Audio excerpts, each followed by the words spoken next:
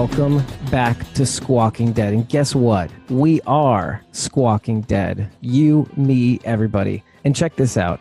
Before we get to start the show, just wanted to give a big shout out to Eye of the Dark 2 for helping out last week. Hi there, I see you. And the stream should be a lot more stable this time around. So I also wanted to kind of kick off the show by saying, RIP Jesus. It's kind of unfortunate. We had such high hopes and really wanted to see more out of the character. I think Tom Payne was dealt a kind of a crappy hand in that respect, and especially given the fact that, we just did an interview with him, and, even that interview got botched, and it's just like a slew of just misfortune and missed opportunities, I think, all around.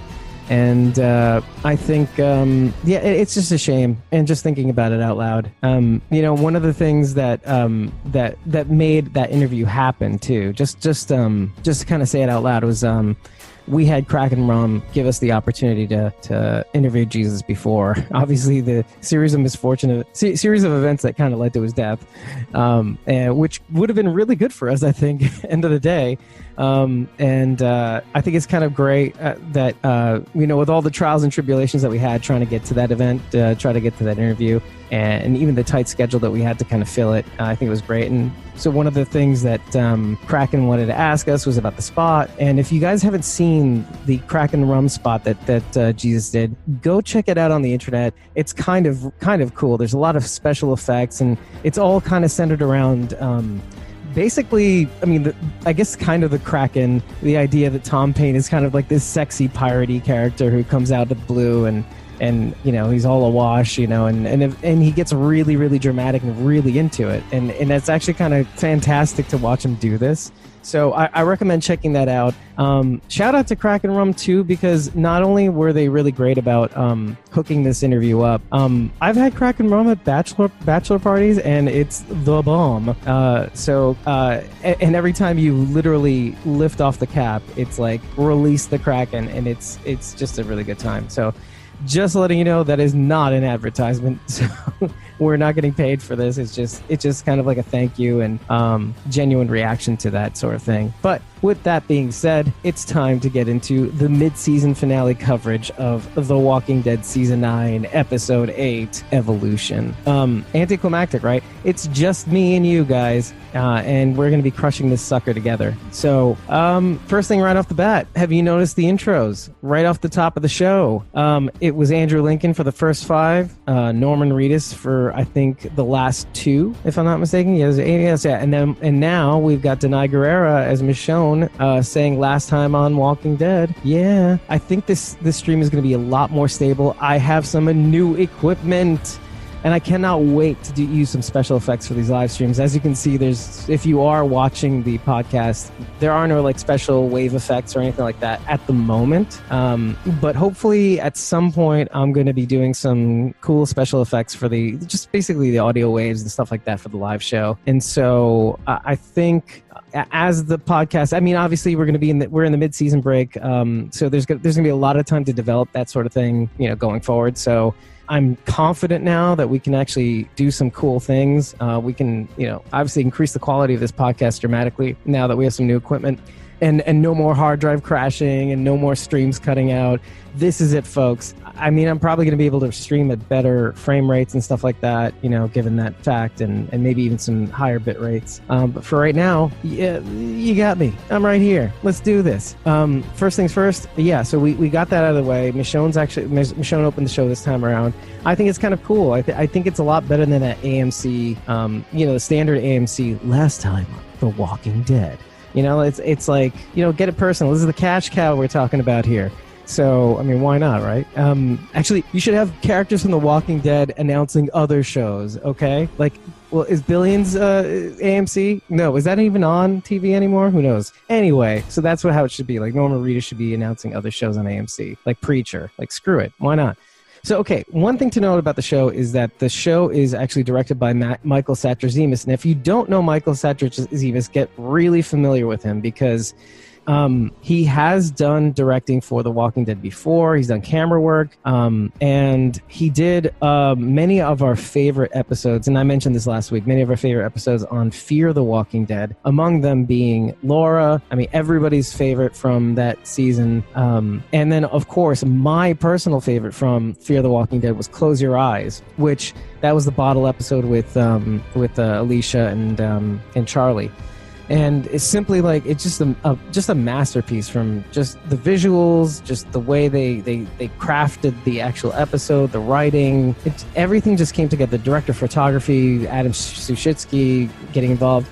This time around, we got Stephen Campbell as director of photography, Michael Satrazemis is directing, and obviously Greg Nicotero on effects. But they all kind of just poured everything into this episode, and it all shows too. If you really take a look at their work, this episode, like even the way, and this is more of an editing thing, like near the end of the episode, some of the fight scenes, how they kind of slowed things down, sped things up. It was very like God of War, like if you really kind of took a look at it too. Like, I mean, I haven't played God of War, but of course, I mean, how can you avoid some of the promos and seeing people basically, people, what was the guy's name? And who cares? The main protagonist kind of like doing those slow-mo counter attacks and stuff like that, like full motion video kind of stuff. And Jesus got to basically go out styling all the way because of this too, which is really great. But I mean, terrific job. I mean, some of the things that I am going to be pointing out, some of the choices that they made in terms of how they filmed this episode, just as an example. And if you watch this episode again, and I'm sure if you're Walking Dead fans like I am, you're going to be watching this episode over and over again, because yes, Michael Satrazemis is super nice. He's very involved in the community. In fact, in case you didn't know, Michael Satrazemis is actually, I think, the one who kind of leaked the cat out of the bag publicly about Andrew Lincoln leaving. I think he went on the assumption that people had already known about it, and he kind of just said, we're going to miss you, Andy. And then, basically confirming all the already spread rumors. And I don't think people are saying this, but he's just such a nice guy that he just kind of blew it. But I mean, so it's totally forgivable when you think about it. But yeah, I mean, if you're fans like us, you're going to be watching this episode over and over again to kind of see things. And obviously, I have to do that anyway to get notes. But the more I watch this episode, the more I see certain things. And I'll explain some of those things later on, because the comparison between first watch and second watch. And one of these things right now is this first shot. You have them all. You have Aaron and Daryl and Jesus out in the field, and basically looking at the walkers and milling around in the field. And if you notice, right after they start walking away, you have this shot with the walkers. And I mean, just it's storycraft if you think about it. If you look at that shot, the walkers are all blurry, as if to say, to kind of like say that, yeah, these are the fake ones. These are the ones that kind of blend in. They're all like monoculture type walkers, right?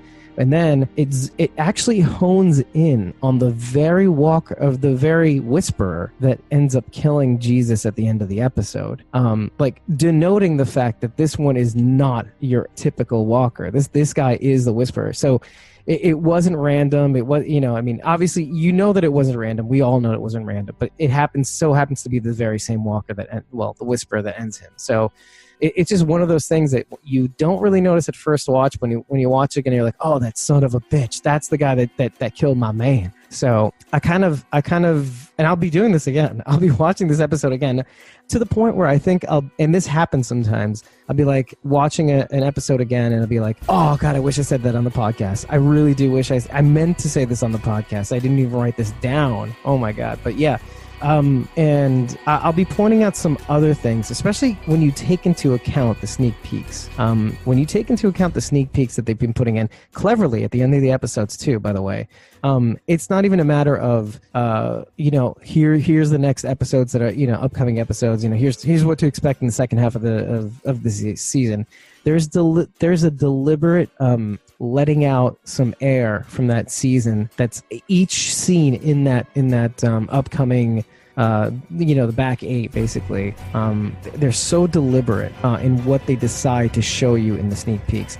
You know how sometimes a sneak peek or a trailer or something like that basically spoils the whole movie. This does the exact opposite. This basically, in fact, they did this also in the, right before they went into the time jump, basically the Thank You, Andy, Goodbye, Andy episode 5. Right before they went to the time jump in episode 6, they actually had previews for like basically what was going to happen in the next couple episodes before the mid-season finale, right? And they let out facts, that were deliberately piquing your interest, not like spoiling the next couple episodes or, obviously the rest of the season. And not only that, it answers some questions, or at least gives you a little bit of a nugget to hold you over until the next season. And I'll explain that a little bit later, because when you watch the episode again and watch the sneak peeks again, you start to notice that, oh, wait. And you have to have your pause button ready, too. You have to have your remote or your mouse or whatever it is that you're watching it on. You have to have it ready, because when you see these scenes, it's not just Rambo, Donkey Kong, Ryan Hurst as Beta. It's not just stuff like that. There are specific frames and scenes, and when you watch it, you're like, this answers something, or at least begins to start to answer something that's going to happen, or that explains a lot of this, not the first half, but like the last 3 episodes. And it's really cool. So I'm actually going to go through this episode if I can, linearly. Because I kind of want to slow burn this episode. I want to take my time with this one too. And I in the Dark 2 is joining me for the ride. Hey, quick question, by the way. I didn't notice until now that you have Eye in the Dark 2 Ted at the end. If you could explain that, that would be great, because I'd really like to know. Now, if you remember, Squawking Dead kind of came on the scene on season 8, the beginning of season 8, actually. So we kind of got in. We were able to get in at the entry level of season 8 and cover that season beginning to end.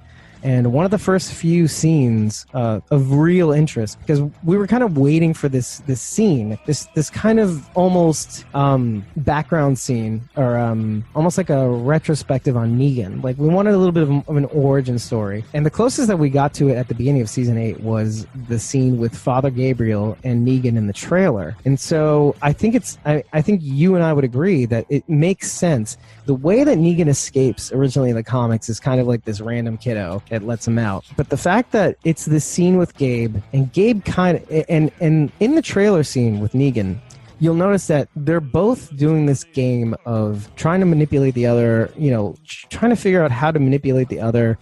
Gabe is kind of taking advantage. And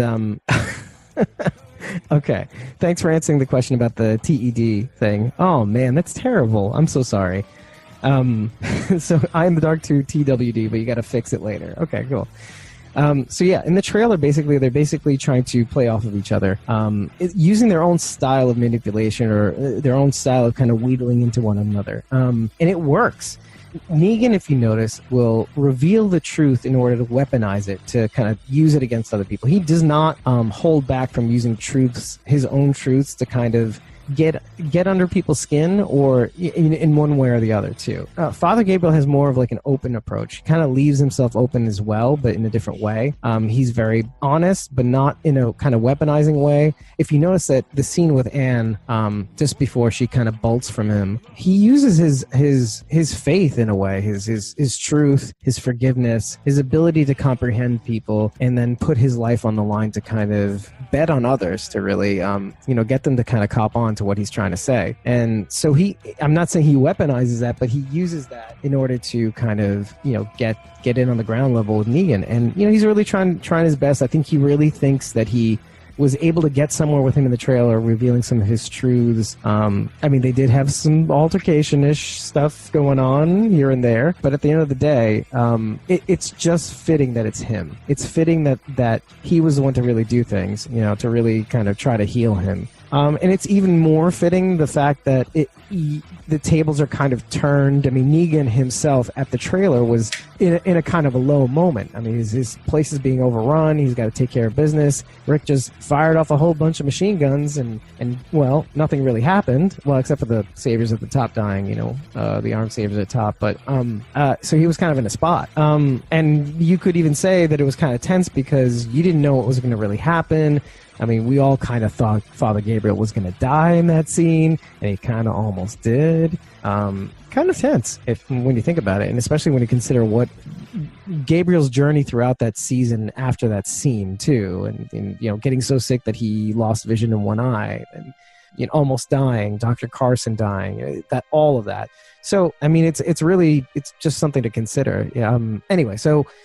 And like I said, he only lets people in on his own terms, and that's the thing. Like when the trailer scene was kind of happening, there's a heightened tension. He needs to get out of a situation, and I think he figured that if he weaponized his own truth, he could get Father Gabriel to cooperate with him in order to get out of a bad situation. So the thing about that is that in this scenario, he's in a shitty situation. There's no way out. I think he's all but kind of given up. He sees no way out. It's kind of like when that scene with Maggie. Instead of kind of what Maggie noticed at first, and I mentioned this in the episode where Maggie tries to kill Negan. Maggie immediately notices that Negan isn't trying to go after her. Like, Negan isn't trying to squirrel out. He's not going to use his words. He's going to use his brute force to try to get out. But she notices that she does what he says. Gabriel forgets to lock gates. That's a good one. You're absolutely right. It's just his thing. I in the Dark too says this, by the way. But yeah, it's Maggie notices that she does what he says. He does what she says right away. It's just immediately wrong. Hands behind his back, kneeling down, basically praying, and then obviously he ends up kind of just telling her, just kill me already. What the hell are you waiting for?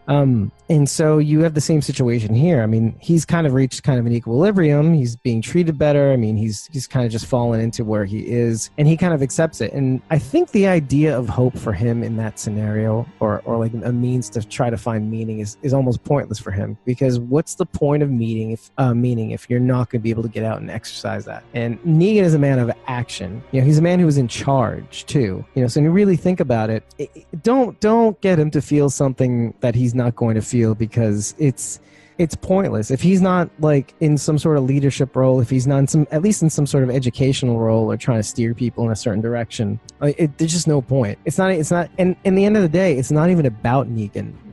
If you really, really go deep on him, Negan is a man who wants to save people. Like, his methods may be bananas, but at the end of the day, that's what he was all about. And yeah, if he gets a little glory in the process, fine, or little perks, right? So, yeah, I mean, you see him get nowhere. And then at the end of the day, you see the Hilltop spears in the background. Among them being, I hope, a C. Thomas Howell, but you can't really tell because the Hilltop spear that looks kind of like C. Thomas Howell's in the distance. So if I really looked at the credits, I can probably easily see that he was not in this episode, and I was really hoping he was. It's just a random goddamn thing. And I really love the actor, and I kind of hope he kind of comes on again. But anyway, they come, he gets the news, he fucks. Well, obviously he fucks up. And Negan, obviously, while he's in the cell, he's just gonna have fun wherever he can get it. And obviously he doesn't know what's going on with Father Gabriel, but he's pushed far too many buttons at this point, and it's over. I mean, Gabe is not putting up with it. As patient as he is, it's over. I mean, and his impatience is kind of what gets Negan, popped out of the joint. True. Had he kept his cool like he normally does, his forgiveness mode and everything like that, it kind of speaks to his feelings for Rosita, his feelings of helplessness, obviously, but obviously he cares about her a lot. 6 years is a long time to kind of get over Anne. I don't know how long they were kind of going out. It doesn't. No, I mean, you saw them kind of just kiss then, and a couple days later, bye-bye. So I think Rosita was another chance for him to kind of get close, and I think maybe the years have been kind and they've been together for a while. So seeing his reaction, losing his cool, but what's really, really interesting is that Negan isn't without scruples, A, but B, also compassion. I think he showed compassion to Gabe in the trailer. They kind of been through a lot. I mean, he offered him medical care when he started getting sick. He wanted him to get better. all these things. So I think they have a kind of genuine connection. And if you really can think about it, 6 years is a long time. And they did kind of draw that out in the dialogue, how, every time he comes in, every time he tries to help. And I think maybe they made some progress, but I mean, you can't rely on Negan in terms of gauging how far he's come, because he's always going to kind of, bust your balls and stuff like that. So, but I think they really did have kind of a connection, and I just think he's not very comfortable with admitting to that too. So it remains to be seen, but I think that's probably what frustrates Gabriel the most, is that he knows that he knows that they're kind of close. And I think if you really think about it, who are the people that you lose your cool with more? And I would have to say it's, if I'm talking about myself, it's the people you feel close to in terms of blood, in terms of friends. I mean, when your friend does something stupid, it makes you really, really mad because, I mean, in a way, yeah, it does kind of reflect on you, but also it's kind of like, you love them so much, you don't want them to hurt, you don't want them to do something that would hurt themselves, and so you get mad at them. It's like the mom who says, if you do that again, I'll kill you, It's like, well, hold on. I thought you wanted me safe. No, but I'll kill you. So, okay. All right, Mom.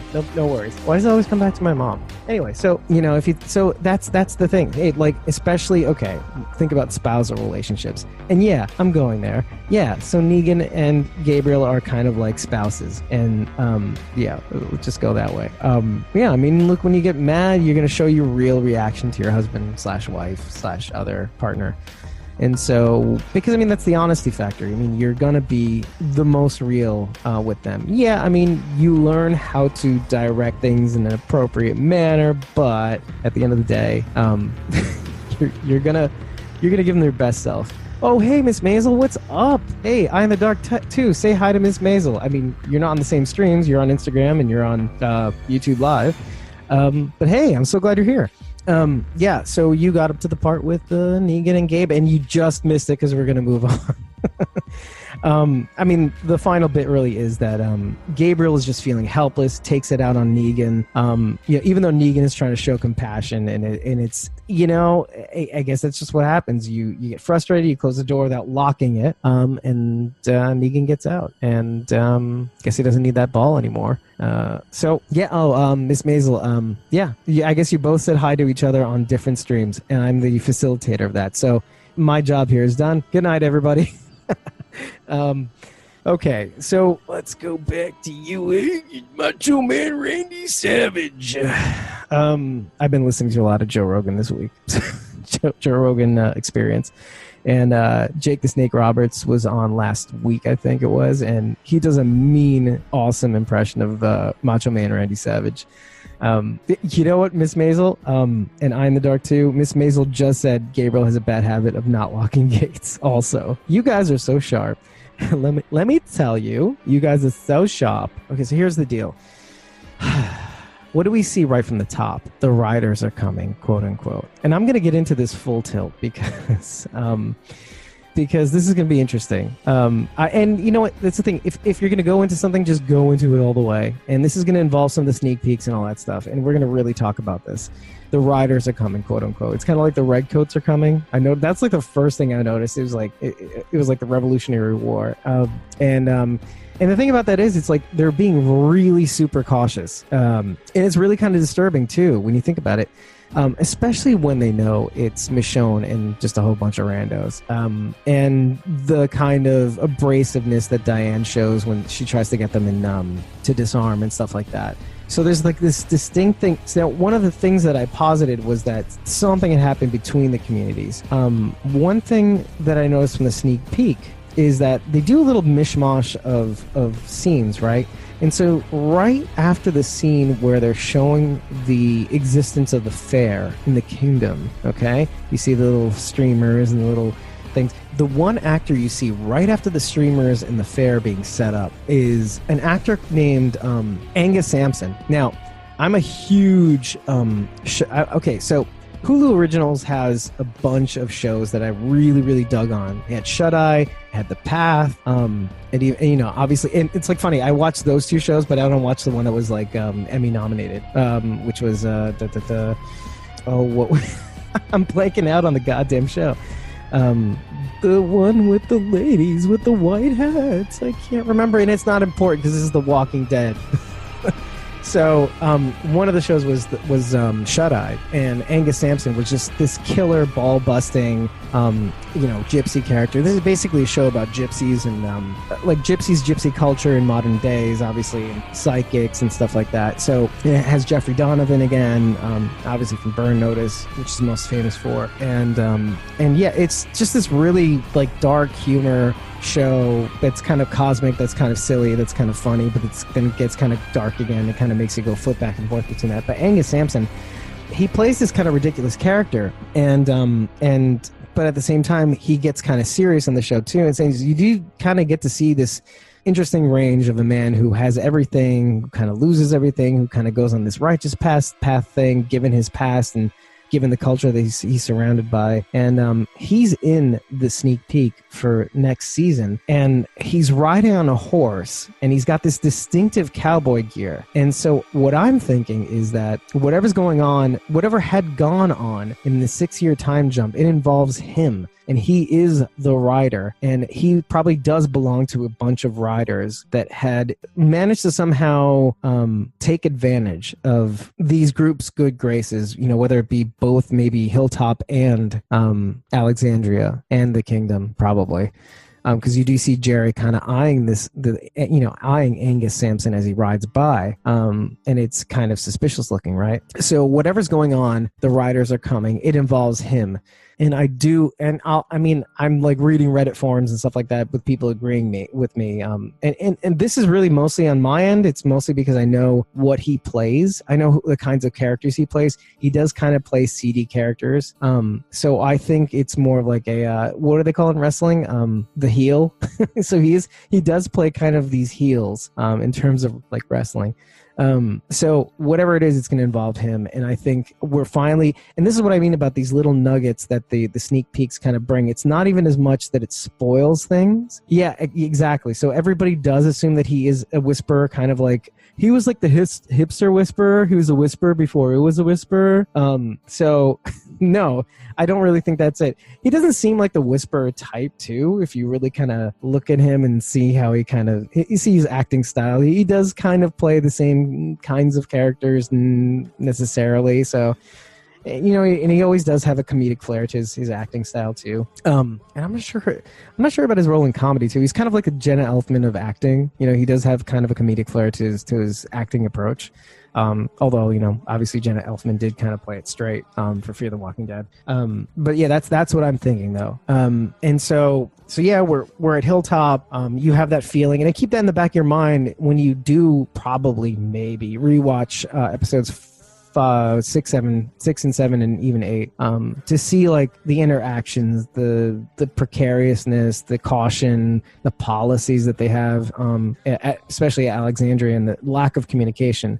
And it just goes to show that, among all the other things that other communities were kind of saying, hey, like especially Hilltop more than any other community was all about Hilltop at the top of season 9. They were all about Hilltop. It was all about preserving them. And that was Maggie's philosophy on display. Whereas Rick, representing Alexandria, was all about getting people together to try to band together, and as multiple communities, as a community on the whole, to try to lift each other up in a sort of partnership. With many people opposing that, especially people at the Hilltop. Hilltop was kind of, in some sense, it was self-sustaining. It was, in a way, it was kind of xenophobic. And look how the tables have turned. Now Alexandria is taking care of Alexandria, and Hilltop is kind of trying to reach out to the Kingdom to try to join forces, encouraging the fair, trying to be with each other. And here we are, Alexandria of all places, Michonne, with that promise that she's breaking every single time. She's trying to tell people that we can't take people in, we can't try to go venture out, we can't try to be what Alexandria was supposed to be from or had been from the very beginning. So, yeah. By the way, have I said I'm really glad that you guys are here? I haven't. I'm really glad you guys are here, sincerely. It makes for a much better show. Oh, and speaking of, I was also kind of amused at Magna saying, I just got my knives back when she was disarmed at Hilltop. I mean, you kind of got to give it to him. I do love Magna as well. I love the group. It kind of injects. It's kind of like when you think about Fear the Walking Dead, like injecting a fresh group with different personalities that kind of also gives you perspectives on the other communities at large. And I spoke about this last week with I Am the Dark too, metaphorically speaking. And it's the idea that, this small group is kind of like a foil to the other communities and how they're kind of treating each other too. And what is possible, in terms of a good group kind of trying to interact with the community and try to be a part of something bigger. And you see the obstacles that they have to go through, and they're basically, this is like this new challenge for them to try to belong to something bigger, something that they've been desperately needing, kind of like Rick's group when they first stumbled upon Alexandria. And Alexandria was kind of like, oh, people, we got to save people. And it's kind of like, they don't know what kind of waters they're wading into. But whereas Alexandria today, they know full well, and it probably has something to do with those riders. But anyway, yeah, and I just thought it was really interesting also, just to kind of button that up, was noticing that Diane even tells Michonne to disarm, Sadiq, all these people that they know and they are friends with.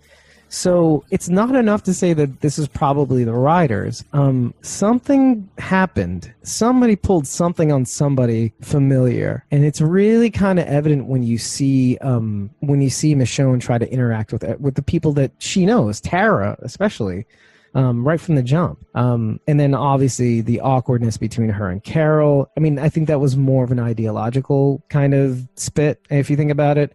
I mean, Kingdom is doing the best that it can, but it could do a lot better if Alexandria kind of just gave him some change, you know what I'm saying? And so I think Carol does respect Michonne's position in a way, because I think Carol, of all people, by the way, if you really goddamn think about it, Carol ain't unfamiliar with taking an orthodox approach to solving problems. So for her to see Michonne actually exhibiting somewhat of those same behaviors, I think she's kind of safe trying not to call the pot calling the kettle black, or I shouldn't use that analogy. I think something wrong with that. Anyway, so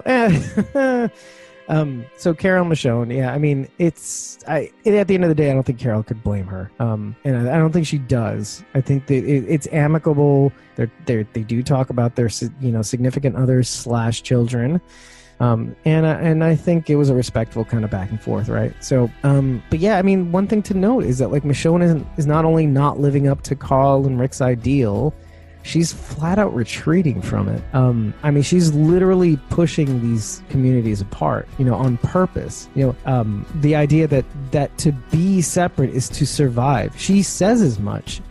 She basically says, they may hate me, but they're alive to hate me, So, but going further, she also doesn't want failing communities to affect Alexandria. And that's a whole other load of shit. I mean, I put it to you this way. You guys are both on the stream, and actually I have to kind of pay attention to that. But you guys, here's a poll.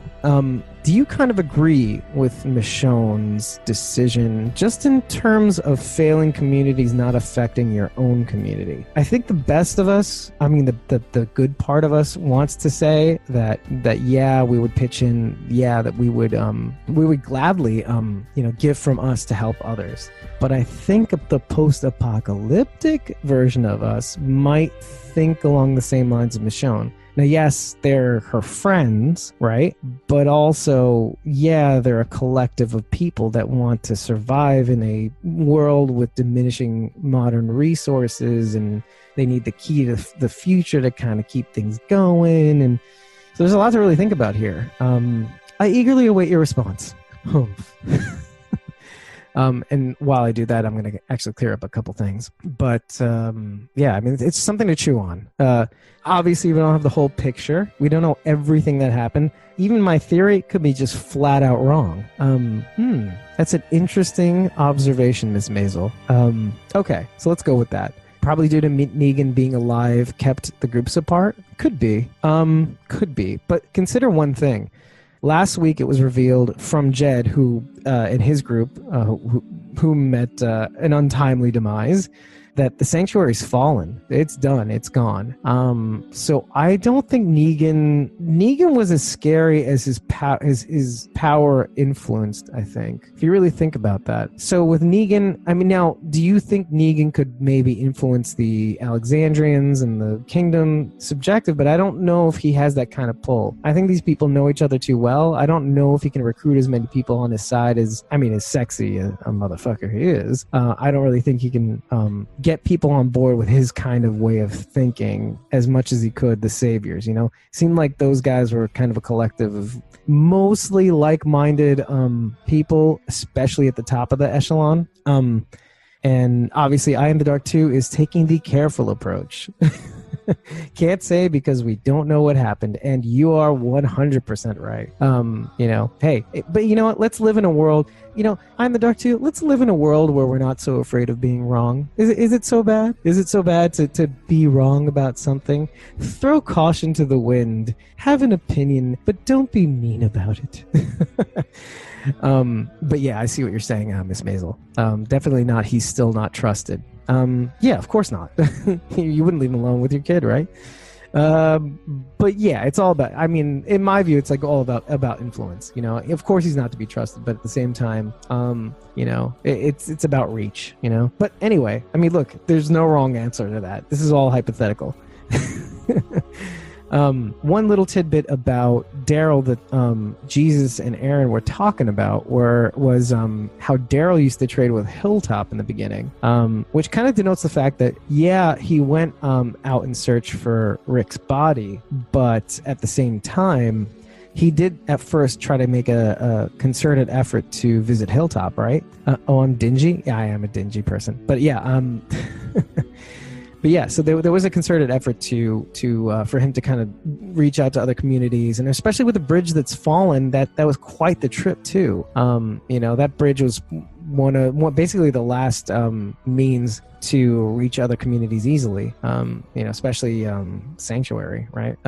Now, I just found that interesting because you get this impression that he's been out there a while, and obviously he tried to kind of keep in touch with everybody, but he just couldn't. I guess he couldn't really live with himself. I mean, after not finding Rick and maybe not wanting to be a part of everybody. So, I mean, it's just kind of a little bit more insight into Daryl. I mean, it's kind of something that Daryl's always kind of been like that, though. If you think about the evolution of Daryl is kind of defined by the people that describe him, like the people that kind of interact with him. Daryl himself doesn't exhibit too much. He doesn't really give you too much. And if he does, it's in very little spurts, and it's all kind of, I'm not saying it's all kind of open to interpretation, but it's kind of open-ended. So he's kind of like a reflection of you when you kind of just think about it the next time you see Daryl. Like his reactions could be interpreted any way, you know, like any which way, right? So I mean, that's what I think, at least. Because I mean, if you really look at Daryl from the beginning, he kind of comes off as kind of a grunt, you know, that sort of brush kind of personality, and you could really take it one way or the other. But I think if you're a good person, you kind of try to look beyond that, or you try to attribute it to something, and, you know. But yeah, I think you kind of get to know Daryl through the people who love him or the people that know him. You don't really get to know Daryl too much from him. I mean, especially in previous seasons. More so this season, fine. Time does that, you know. Also better writing. Or improved writing. I don't want to disparage anybody, but yeah, a little bit more fine-tuned writing. But yeah, Aaron, Daryl, and Jesus. Yeah, that's the other thing. This group in particular, these three gentlemen, if you think about the kind of people that these people are, Aaron, Daryl, and Jesus were the quintessential people that would go out and try to find people to bring back into communities. It does kind of bring me into the whole realm of saying that Daryl is gay. I will say why. Because it's looking to me that my theory rings a little bit more true than I thought it did. Only because if they got rid of Jesus this kind of soon, and I know it seems like maybe Aaron and Jesus did have something going, but the fact that they didn't show it leaves a hell of a lot of room for Aaron and Daryl to kind of start maybe having something together. Now, and I know a lot of people don't like this, especially the ladies who really love Norman Reedus / Daryl, Dixon. But if you kind of think about how well Daryl and Aaron kind of gravitated towards one another, I think it's in season 6 or 7. I want to say 7, but it's probably 6. You really do get, obviously you do get a sense of like a brotherly love kind of thing. That's true. But I saw that more with Rick and Daryl. But with Aaron, there was kind of almost like something more to it. It's like he looked forward to kind of joining him on these little outings to try to kind of get people in. And Daryl eventually went out on his own. I Am the Dark does not like my theory. But hey, it's looking more likely every moment. Look, bottom line is, I think we can all agree that we want Daryl to find love. I just think he's going to find it in Aaron's arms. But that is not the point. The point is that these three guys, Daryl, Jesus, and Aaron, are quintessential people that and if you think about how the season's been going, the season of isolation, the season of policies against trying to help other people and bring other people in, and this not only goes for Alexandria, this is for the Hilltop as well. Kingdom could take all the help that it can get, but something tells me that whatever influence the riders had, now, if you try to mess with Kingdom, you're messing with a village of warriors anyway. Spare a couple, but so maybe they didn't feel the need to actually fend off or try to adopt these kinds of policies, like isolationist policies, maybe because they felt that they could defend themselves. However, they will take whatever help that they can get. But the Hilltop, obviously with the riders' comments, Alexandria with the security policy of not trying to find other people, especially not if you stumble across people, do not take them in. So I think it's kind of interesting to see these three people together. Now, if Rick was on the show, he would be there too, but he's not. Same with Carl. But these three people have been the ones. Jesus with the episode of him trying to essentially in his own way recruit Rick and Daryl to try to be partners for Hilltop. Hilltop has always been a good producer too. So this is why the Saviors have always kind of given them a little bit more slack. They've always been able to kind of meet their deadlines, and whereas Kingdom kind of had it a little rougher. But yeah, it's the idea of trying to maybe form other partnerships, ones that are probably a little less hampering, a little bit more, less hamstringy.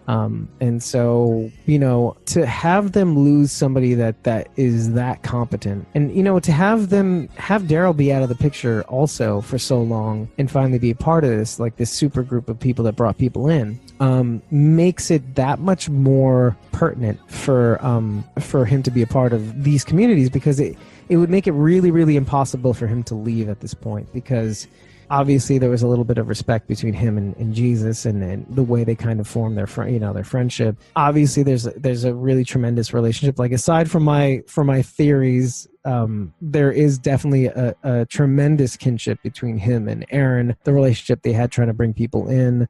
And I think you can easily see why Daryl would gravitate towards somebody like Aaron, because, and obviously Rick was exhibiting the same qualities, especially in season 9, with Carl's renewed promise and Aaron's words regarding Rick, and how we were all kind of side-eyeing Rick at the time, trying to figure out, how is it possible that you can cling on to Carl's vision? And then Aaron kind of just brings everything to focus, saying, we were in dark times, and you brought light in this dark time, like for the first time, vision for the future, that maybe this can be better, hope, bottom line.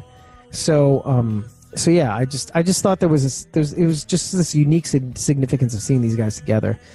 But another thing that comes out of the scene, besides that little tidbit that I managed to blow up to the nth degree, is that you do also see notice that the herd is acting kind of funny, along with the fact that they were milling around before, and they walked away pretty clean, except for dog barking. I'll get to that in a sec, but like the herd seems to be following them, which is interesting too.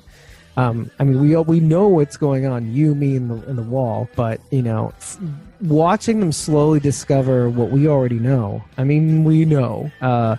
We knew, I think, maybe a half a season ago what was going to happen. but watching them figure it out is like really, really exciting. It's like we know something you don't know, and you get to watch their perplexed looks as the situation kind of unfolds too. These three capable, knowledgeable people, fully aware of what they're getting into, having these uncanny reactions and moments to unexpected behavior. It's just, and you feel it because of the way it's filmed, because of the way the sound is, because of the way the cinematography is moving, the dialogue, the terrific acting. It's just something really interesting to watch. But yes, we do see Carol leaving Hilltop with Diane. Diane is, of course, she's been with Hilltop from the very beginning. She's been at kind of Maggie's side for a really long time. And now that Maggie's gone, I don't think Diane has a really real reason for being around Hilltop anymore. They seem to be getting along fine without her. They have totally capable people of trying to, guard this place. And the kingdom kind of needs as many resources as they can get too. But among that, we do get to see a good touching moment between Henry and Carol, something that we kind of need too. I think the shows, both Fear the Walking Dead and The Walking Dead, are really getting the idea of adding in moments that get us to feel something other than frustration, sadness, death, loss, hopelessness. Inserting these like kind of precious moments in these kind of uncertain times is such a good idea. I mean, you do have episodes like Laura, and then you have touching episodes like this where you see Carol, of all people, have a genuine connection to offspring that we haven't seen since season 1, or well, 3, but again 1. It's really kind of it's something to see. It's good to see Carol kind of embrace this motherhood thing and sending her little boy off to college. And that's what it feels like too. But one of the other things that you do notice, and this is just really a result of really good storyboarding and directing and cinematography, is that as soon as Carol leaves with Diane, whereas before the Hilltop was hustling, appeared to be at least hustling and bustling, and everybody's moving around everywhere. And especially if you notice the Hilltop scenes, most of them are with people moving in front of the camera in front of our actors, right? You get this sense of a lack of space. And as soon as Carol leaves, you have this like bird's eye view shot of Henry and just this one guy raking whatever plant is planted there. But you get this distinct sense of loneliness. All you see is open space, with Henry just off center at the bottom of the screen, and he's all alone. And it's just a perfect shot. You do, along with the blurred Walker shot in the beginning and this shot here, like I love Michael Satrazemis' style. I love the way they decided to film these scenes. They paid close attention to using space and using the way you frame a shot with people in it to kind of evoke a sense of like overpopulation in one scene, but then in other scenes, in this one scene, like absolute loneliness. So it's just something good to watch, because I know you're going to be watching this episode again. Pay attention to scenes like that. Pay attention to the scenes before and after. Before, people bustling, moving in front of the camera, just accentuating the fact that there's a lot of people there, and then all of a sudden, none. So it's very manipulative, and that's the whole point. Aaron, Jesus, and Daryl notice that their numbers are growing too. So they're not only they're like a little Walker sticky trap. They just keep attracting more and more people, growing this herd, weaponizing it. I mean, it's kind of like the Vultures too, and Fear the Walking Dead, except just on a whole other level.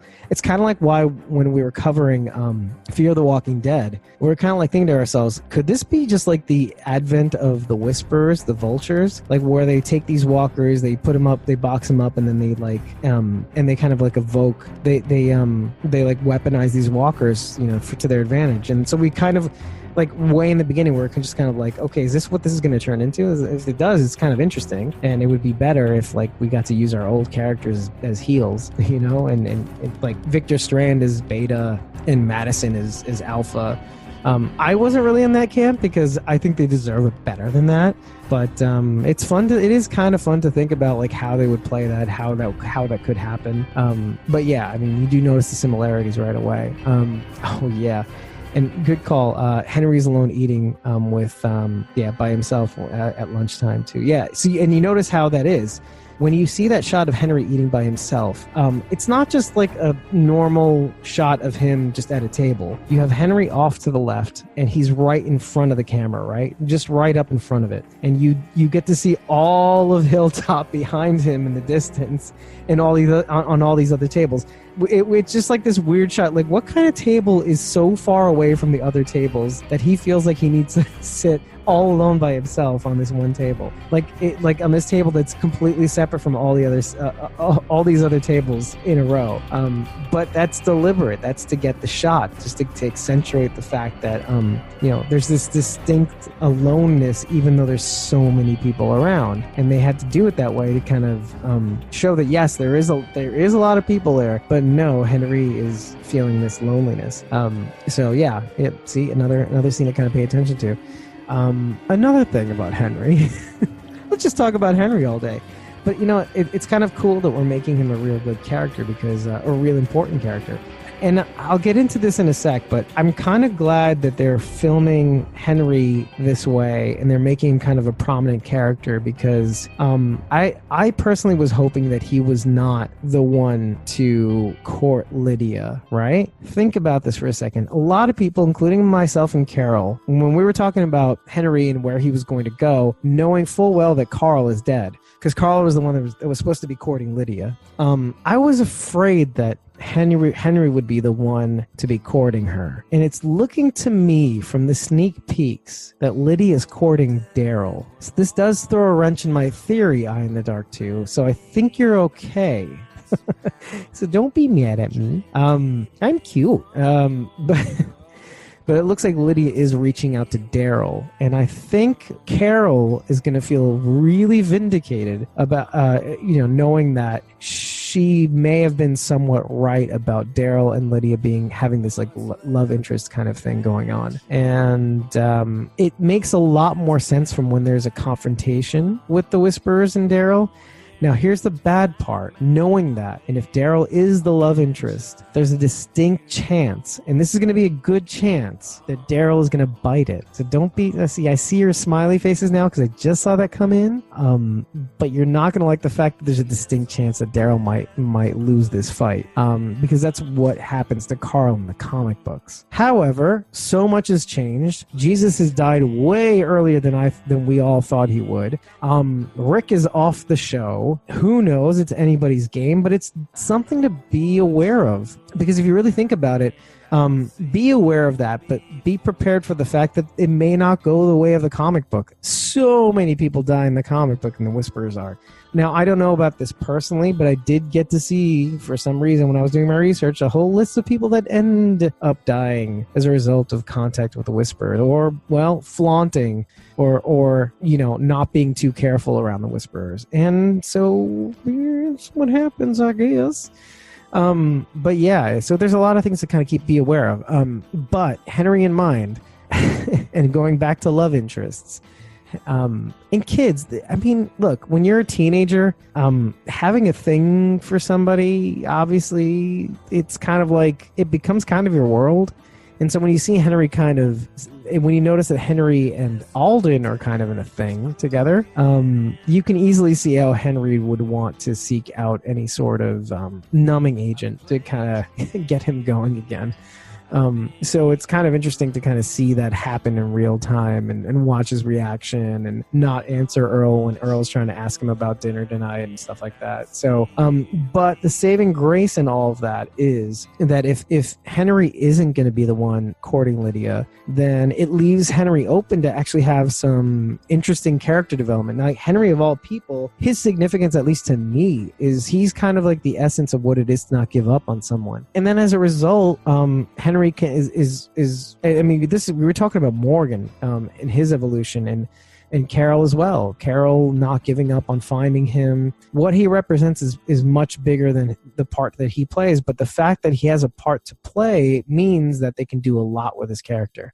And maybe among those things is the sexual tension with Addie, which is really interesting. It's really interesting to see him kind of bounce from Enid and have this weird, drunken, flirty thing with Addie, and who knows what can happen.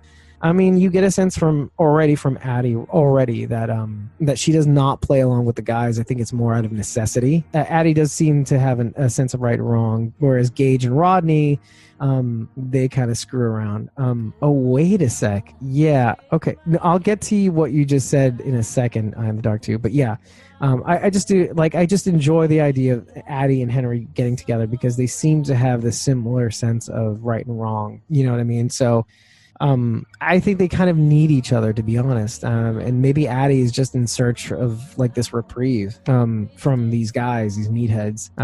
And having Henry around kind of, you know, increases the chance of just the viability of having an actual real friend at the very least. And also seeing teenagers in the apocalypse is something that we haven't, it's been kind of like almost in isolation.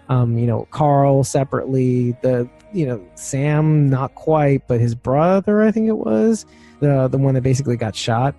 So we've had limited contact with teenagers in the apocalypse. So it's kind of going to be kind of good to kind of explore that again in a kind of bigger setting.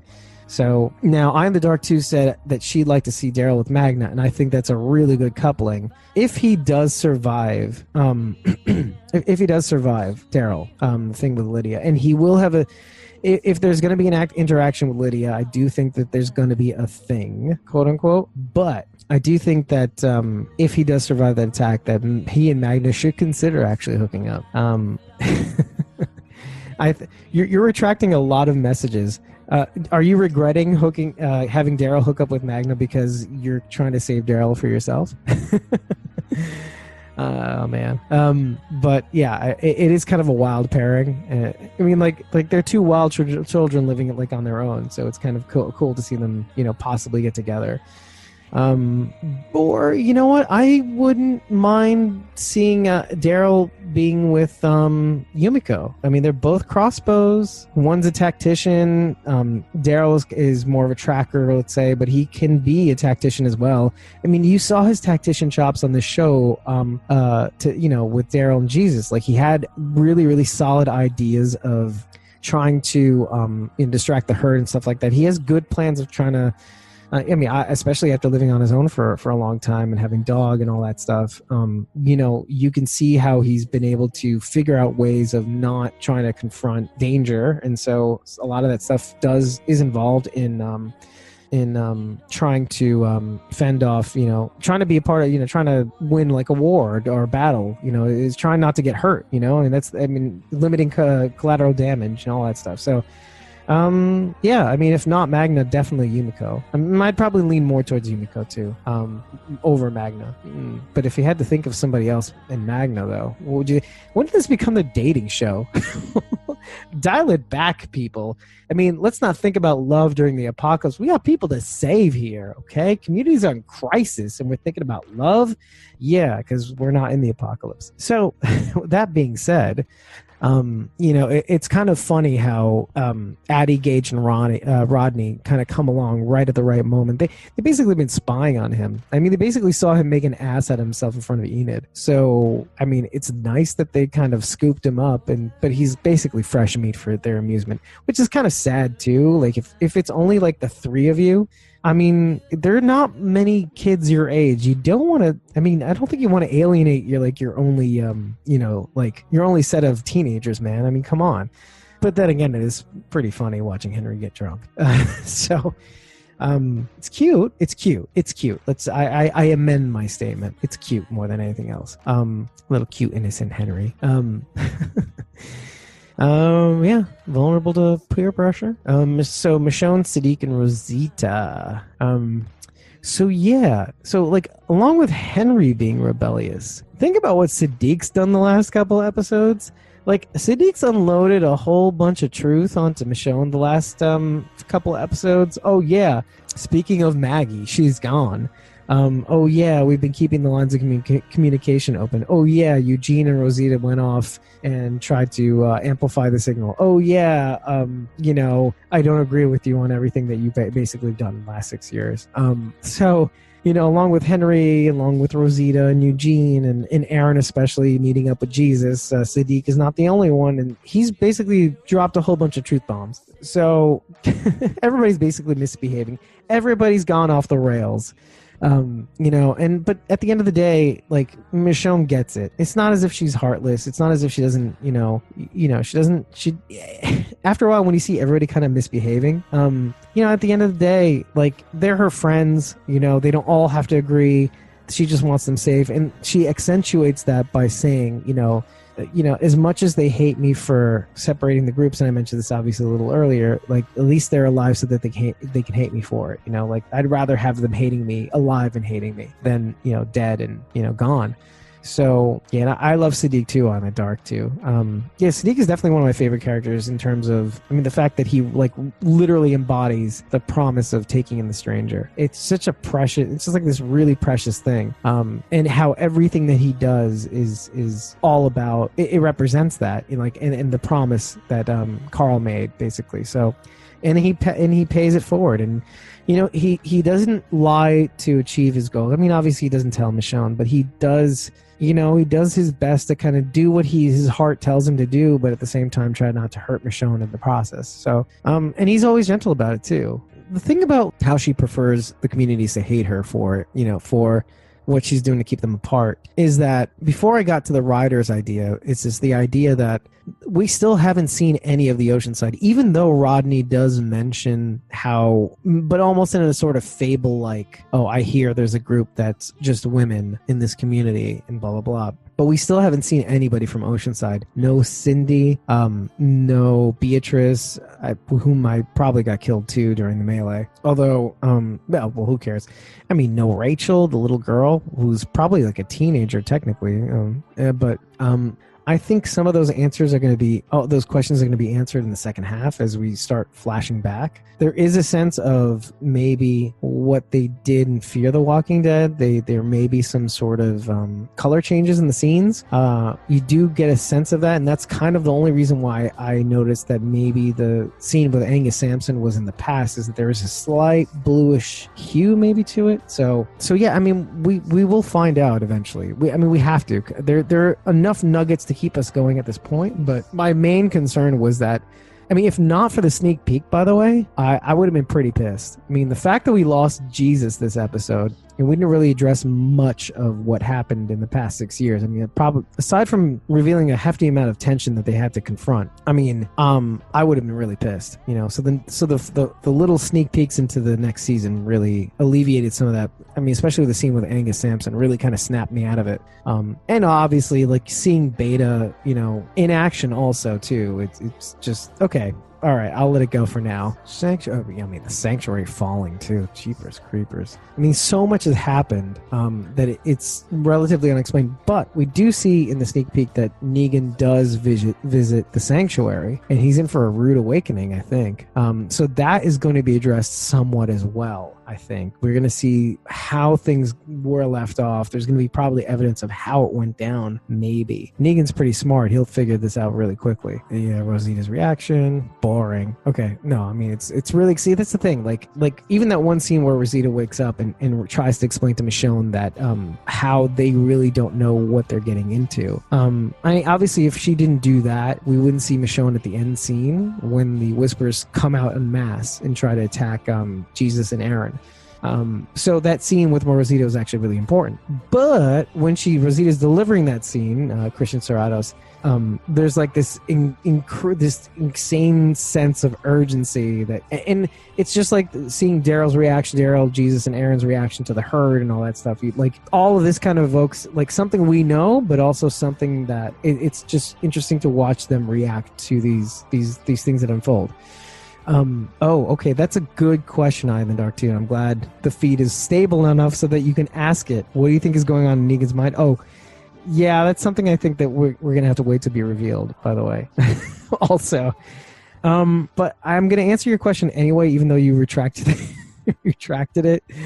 I think what's going on in Negan's mind is I think he's taking a lot of the lessons he's learned in the last 6 years too with him along for the ride too. You think that Negan is back, and I think part of us think that he is too, like the old Negan. But there's also Judith Grimes in the picture. I mean, in a better world, Carl and him would have bonded on different terms. So he's carrying that with him. I mean, in a sense, when you really think about it, he watched her grow up, you know, and sometimes when you're around people like that, you're kind of responsible for him in the way that you act. So I don't know how he would act, but I know that that's going to be part of his makeup. Oh, okay. Yeah, so I basically answered your question. What do you think is on Negan's mind when he goes to the house with the shovel? Oh, and that other sneak peek in AMC The Walking Dead, AMC The Walking Dead, AMC.com. I didn't see that sneak peek, but I did see like a clip of it on Instagram. And I think that basically goes to what I was saying, is that, yeah, he does see what goes on in the house. You know, he does see the picture on the wall, but he does see the one with Rick in it. And that's the thing. I think part of that is knowing that maybe feeling that, you know, no matter how, it's basically what Judith says, the numbers don't care. Like maybe those words kind of echoed in his head. But yeah, I mean, as much as he wants to be a part of her life, like if they find out that he's out, you know, they're not going to be kind about it. You know, they're not going to just let him stay free. So he's got to go. And I don't think he has a choice, really. So, yeah. So, and, you know, I really have to catch that sneak peek in full. Because I only got to see, like, I think a 30-second clip of it. Of him, like, roaming around the house and then also starting to go into the room. Thank you for pointing that out. I'll definitely check that out, along with probably watching the episode again. But yeah, now we're gonna move on to the barn scene where Aaron and Jesus find Eugene, Aaron, Daryl, and Jesus. And again, with the cinematography in the opening shot, what you see is the barn off center to the left. And then on the right, all you see is like field and fog, and like the fog just evokes like the sense of the unknown, like where we don't know what we're dealing with. And I think it's like a cinematographer's way of kind of accentuating how the Whisperers feel, like maybe even more so in the comic, like the sense of mystery, like that we don't know what we're dealing with. Like, and for those people who don't know the comic books and haven't been spoiled by the internet, presenting the Whisperers in this way, not knowing anything about the Whisperers, this makes so much more sense. And I know in the age of the internet where you just get spoiled left and right, no matter how hard you try not to. I really envy those who have not seen those spoilers, that have got to experience this without pre-knowledge. I think I'm really envious of them, because I can genuinely see how confusing and terrifying this is, given the fact that we've been conditioned to see walkers in a certain way. And so, I mean, I'm just really curious about anybody who's really not, had an inkling of who these people are, you know, even what they're called and what their reactions were to it too. I'm sure there are plenty. But yeah, my theory. Okay, so I Am the Dark says, my theory about Negan: Daryl and Beta fight. Beta is near to killing Daryl, and Negan takes. You know, that's interesting. Negan takes Lucille and kills Beta. Negan will be redeemed. Yeah, it does appear as though Daryl is in maybe is in Sanctuary. He does seem to be in a factory when he's fighting him in that sneak peek into the back gate. I mean, that's very possible. But you know what, though? It would kind of suck. Well, see, I don't know how far along in the episodes that confrontation occurs, because even though, you know, in the Whisperers, some people say that the Whisperers are going to go beyond season 9 into season 10. And actually, that would be pretty appropriate, too, if you think about it. This whole confrontation between the Whisperers should not be like Terminus. Terminus was literally two, maybe 3 episodes, 2.5, let's just say. The road to Terminus being this endless, like, lead up to that. But the Whisperers should be longer. Not 2 seasons worth long, but the Whisperers should be a little longer. It should be hard. It should be brutal. It shouldn't be quite as brutal as the Whisperers are, I don't think, for television, given the fact that one of the words to mention is rape. I'll let you look it up, because I'm not going to get into it. Rape is a thing that happens in their community. is a means to toughen people up. There's no need to look further than that. But it's the idea that also that they need to be this long-lasting impression on the group, not only in terms of numbers lost, but just of how brutal and terrifying and how much of a stain it becomes. Like, I mean, especially after whatever happened at the time jump, this is going to really affect the way things go moving forward. Yeah, and I in the Dark too agrees with me. I think the story will go into season 10. Correct. I mean, I think at that point I wouldn't mind a terminus moment, like maybe within the first few episodes of season 10. After a while, you don't want an all out war situation where it takes, more than 2 seasons to resolve this. So, I mean, come on.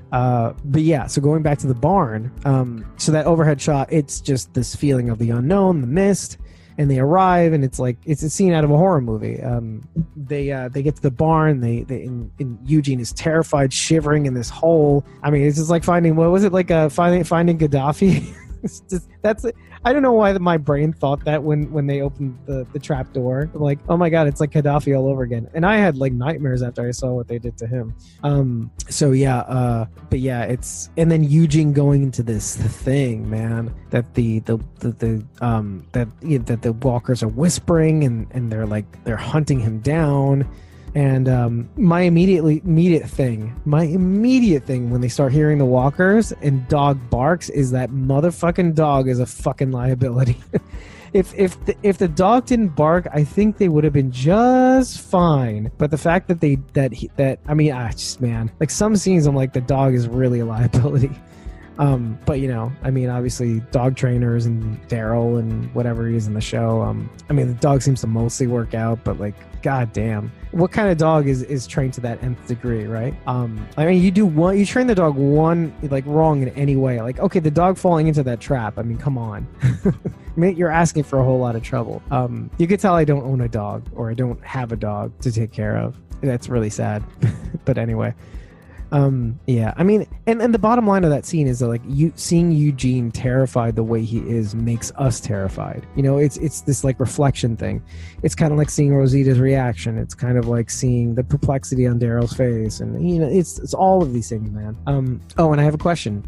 I in the Dark 2 says, I want to ask you something no one has ever addressed that I know of. Who do you think came through Terminus and locked them in the cattle car, raped the women, and left them locked up to die? Wait, what? I'm going to need a sip of this before I try to tackle this one. Okay. I remember what you're talking about. God damn. You're really sharp. Okay, so what some of you might not know is Terminus consisted of a bunch of people who tried to probably do things the way Rick's group did and tried to live in peace and harmony and whatnot. But Terminus' story and the way they evolved, or devolved, depending on how you look at it, is that they were a community and some people rolled through and made them feel all kinds of hell. They basically, locked them up in cattle cars and raped the women, left them, yeah, okay. So I got this right, okay.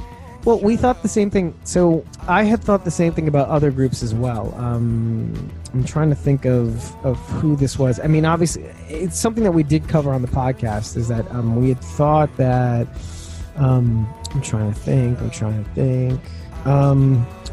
blanking out on this now, but I had a similar kind of observation about some other group and how they shook out and what the deal with that was. And part of me thought that was not the Whisperers per se. I thought maybe that it was like Negan's group or something.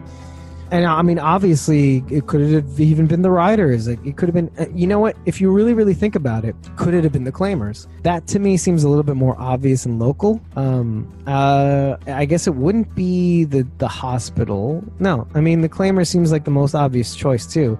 I mean, you're talking about people that claim things, and the fact that they didn't stick around means that it just fits the MO. Like, they're all about self-preservation, about taking calling things and taking them and everybody else backing off. I can see them getting organized enough to kind of make a run, and if they show any sort of opposition, they scram, they vamoose. So I would bank more on the Claimers. Yeah, exactly. But I see where you're going with that. You're like more about like thinking maybe this was the birth of the Whispers or something like that. Interesting though, right? Or if you're thinking that maybe there's a reason why it couldn't be the Claimers, I mean, I'd like to know, and why you would think maybe it's the Whisperers. I'm really curious, to be honest. No, but all of these are really good questions. You just got to kind of work with what's in the environment at the time. And they were kind of nearby, so I don't know. You never know. Yeah, and then we get to Kids Will Be Kids. You see basically little drinking games in the barn between Henry, Addie, Rodney, and Gage. They're just blowing off some steam and whatnot, and fresh blood, drinking moonshine. One thing I noticed about the little cottage that they're in is that they have a little drum set up. If you look at the corner, the drum set is made out of paint buckets that have been sheared off, a barrel to represent the kick drum, and the cymbals are 2 frisbees. So when you rewatch this, it's like near the end of that scene where they're about to leave the actual cabin. Look at this thing in the corner, and it's just like the most hilarious thing that the props department put up. But other than that, it's one thing to know is the sexual tension between Henry and Addie, and how Addie leaves after Gage and Rodney, reveal like the walker that they're basically abusing. And I need to ask a question though for anybody who's really around to kind of check this out. Is that one of the things I was really curious about, because maybe I just am lacking the reference point, Henry's reaction to the actual walker that was in the pit. And obviously Henry is like kind of like a decent-minded person, and like even if it's dead, like I could see him going out of his way to put it down. But why? I mean, it does you sober him up really quickly to know that, like, it kind of snaps him back into place to see why he's why he's doing what he's doing. But I do think that there's something about, like, what is it about that moment that, like, is there something specific that he's evoking when it comes to that walker?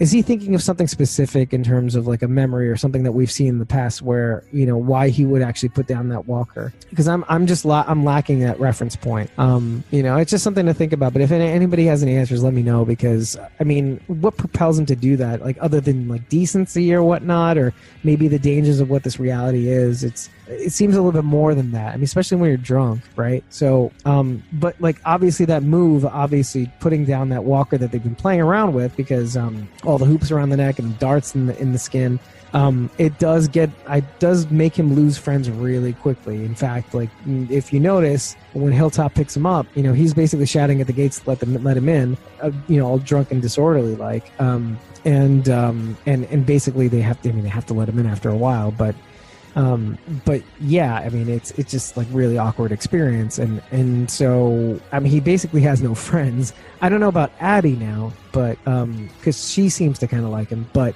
I think Rodney and Gage are not going to cut him as much slack as they did before. So I guess we'll see. Now we're getting close to the end of the show, but I hope. I mean, I don't want this to end, people, but. I mean, we all got to do something, right? I mean, it's 1:30 in the morning. How did that happen?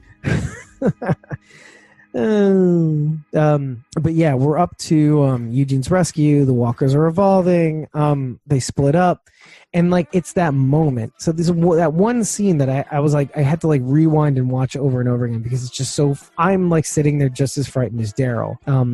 When Daryl tries to distract the walkers with both dog and the firecrackers, and watching his reaction as the herd pays his distractions no mind, it's just really, really unsettling to watch Daryl lose his composure. The way he's kind of panicking, telling the dog to shush, he's like really freaked out by this. It's as if they have intention, and it's everything that they're doing is defying everything they know about walkers, and it's just really frustrating. And between the way that's filmed, with the walkers in the distance, almost a little blurry like, it's kind of like if you remember older digital cameras, and maybe even camera phones, if you zoom in too much, things look a little pixelated and blurry. That's kind of how they look like at a distance, and it's almost surreal, like watching them move on in a way. And there's like a sense of disconnection that's like from reality. Like, okay, the reality I know is gone. Like what I know about walkers is been shattered, and that's everything in his look, and that's everything in the way that scene was filmed. The tension, the disbelief, the lack of like contact with reality. So, I mean, I just love the filming style. I just love the way that was directed and shot. So yeah, I mean, that sea is just clutch. Haha, I use the word clutch. Okay. Another thing to notice, by the way, yeah, it was creepy, right? It gave me the chills too. Eye in the Dark too. Yeah, I mean, it just blew my mind. And even when I reacted to, I think it was the video that either you or we are TRWD TWD 93/78. I think she posted the video as well, and I was like, yeah, that was the moment. That was the moment that it kind of, yeah, it just dawned on me. One thing to notice about Alexandria in Negan's escape scene is that the fog that seems to have been traveling, let's say in the general vicinity, but I mean, these communities are not close to each other, but yet the fog has reached Alexandria as well. So it's this kind of like mist that changes things, that evokes a sense of mystery. And one of those mysteries and changes, and that changes reality, is the one that allows Negan to escape, So I just thought that the imagery of fog is kind of like fog or mist, or like how the mist represents certain things like mystery, terror, these horror elements that kind of invade us, It's just such a cool visual element to kind of bring out, like heighten every single scene, and just classic horror tropes. It's just great. And again, it's like an overhead shot, with a windmill in there and the fog rolling in from the right. And also watching Negan leave that cell with that little Negan smirk. Priceless. It's what we've been waiting for. I mean, to be honest. Now, the only thing about the scene with he and Earl, Henry and Earl, after being locked up, it's kind of interesting to see Earl on the other side of the bar as kind of being the Maggie in the situation, and basically telling Henry that I know what it's like to be overwhelmed with the responsibility that you now have. Because Earl was talking about how when Ken was born, he was basically too drunk to even see the birth of his child. And it just goes to show like how overwhelmed he was with life, how he couldn't handle it, and he basically checked out. And so Henry, doing the same in a smaller scale and in a sort of sense, not wanting to feel. Maybe it's Earl's way of saying, "Hey, man, that's how it starts. It's not always going to be like this, but that's how it starts. And if you keep going on like this, you keep trying to escape, it's going to continue. So better get off that path." I can't believe this. This has really gone. Really, really, really exceedingly well. I'm so excited to do more with these live streams, and I hope you get excited too, because I want to do some cool shit. I love how I can see the chats. One day I'll get it right. One day I'll get a third monitor in the middle to see all your chats. I will love that. Man, life is exciting. One thing to keep in mind, you can subscribe on YouTube and Facebook, as well as continue listening on Instagram, but I think it's a lot easier in the long run, because you can get these episodes on Backplay. You can also get an audio version of the podcast. Well, I mean, this is largely audio, via SoundCloud, Google Play Music, iTunes.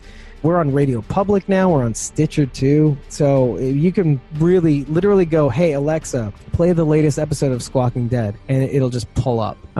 Same thing with Google Home. I've done that before too. Hey, watch this. Okay, Google, play the latest episode of Squawking Dead podcast. Sure. Here's the latest episode of Squawking Dead, episode 36, season 9, episode 6 and 7 of The Walking Dead. Who Are You Now? And Stradivarius. How you like me now?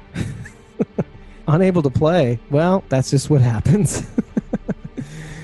Okay, anyway, enough silliness. Continuing on, there's a theme I need to explore, and it involves Jesus, okay? We know what happens to Jesus at the end of the episode. I don't want to harp on that too much, but I do want to eventually get to the actual scene. But one of the things that people have been saying in this episode is that we'll deal with this when Jesus gets back. Tara says this actually when she says that Jesus will decide what to do with Magna's group, right? Earl says this also when he's talking to Henry and saying, "Hey, a standard for drunk and disorderly is 2 days, but we'll see what Jesus wants to do when he comes back." Well, Jesus ain't technically coming back. And the truth of the matter is Tara has been kind of leading the Hilltop for a little while. I've heard some people mention that, or I don't know if this was on Talking Dead or not, but like the idea of an Alexandrian or like the original group would be the ones to lead the Hilltop, or should be the ones to lead the Hilltop. But I think that being Tara seems right, but I am open to the idea of being someone else leading Hilltop. It could be Aaron as well, taking Jesus' place. Could be Daryl, for all we know. And that would be pretty cool. We do see Daryl kind of take charge a lot more in the sneak peeks. He does seem to take a lot of initiative. They do seem particularly vulnerable, and he is a pretty forceful fella, like when his mind is set to it. And this is kind of going back to what I was saying about the evolution of Daryl in the ramp-up episode.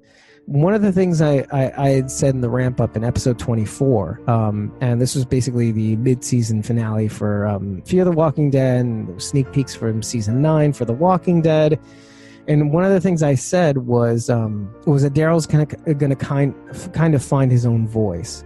And I think the interesting thing, and this kind of goes back to Khary Payton's reaction as well, to when he was basically saying that there's so much show, there's just so much going on here. I think the fact that Rick leaves the show opens the field for other people to become bigger than they would have been had Rick been in the picture.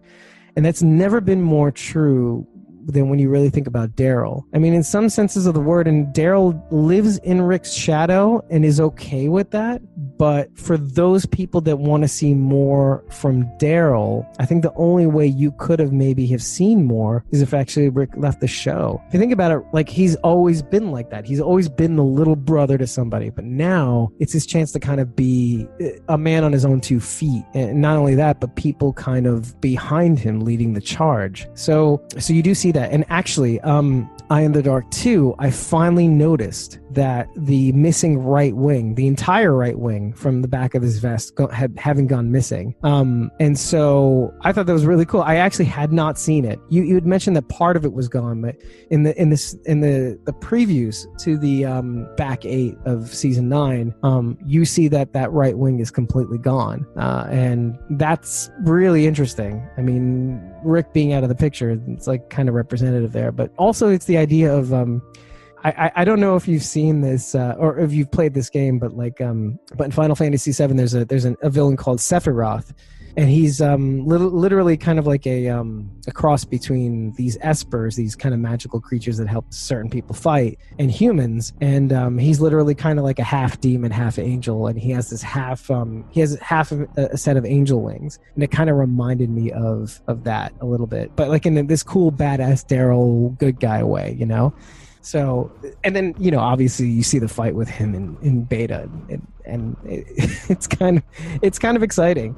And they're really kind of coming into their own as a sort of in the terms of comic book visualization. So, I mean, I really kind of enjoy seeing the imagery more than anything, the accessories, the you know, how they're dressed and how the prosthetics are. Yeah. Okay. Yes. And so I guess really good observation. It really made me look out for that piece of clothing being completely gone.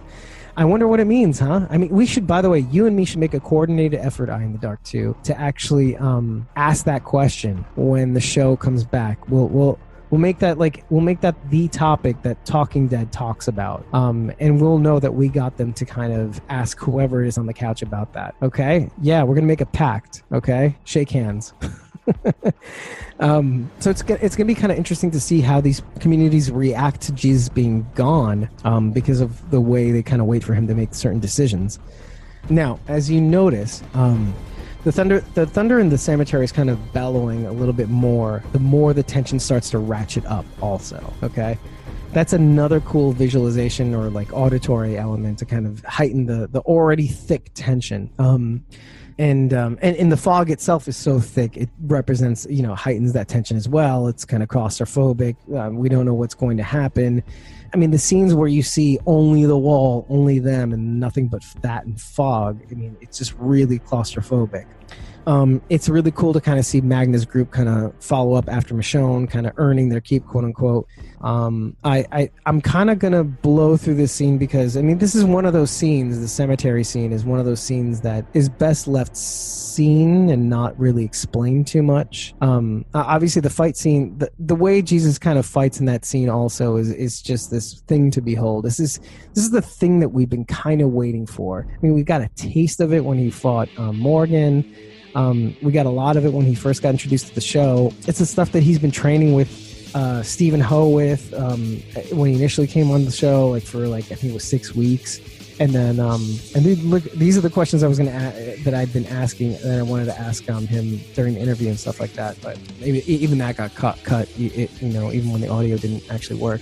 And he had like a new trainer as well. Like he trained to do some new things and stuff like that. And then you realize that a lot of the stuff wasn't really put to good use. So, but yeah, we got it. And like Jesus did enter the show just as badass as he kind of went in. They really didn't send him off in style. I mean, and it's like they were saying, like the way they said farewell to him was kind of like in a way where this is how it should have been. We did it in a way that we couldn't expect somebody to be so cool and so kind of jarring and kind of off frame and not like everybody else. He did have humor. He did have enthusiasm.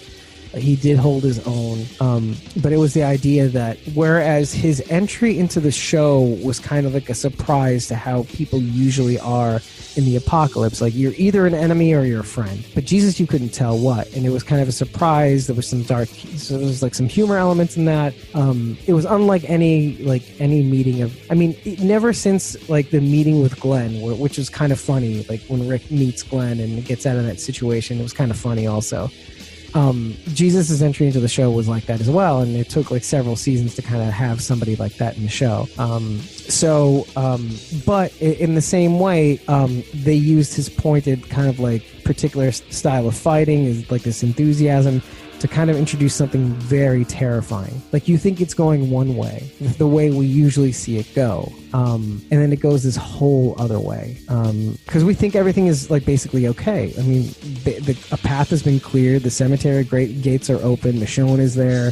Magna and Yumiko are there. You think everything's going to be all right. And Jesus is just trying to pick off the rest, and he's getting a little cocky by the end of it. And that's fine. That's Jesus. Fine. No big deal. It's just walkers, right?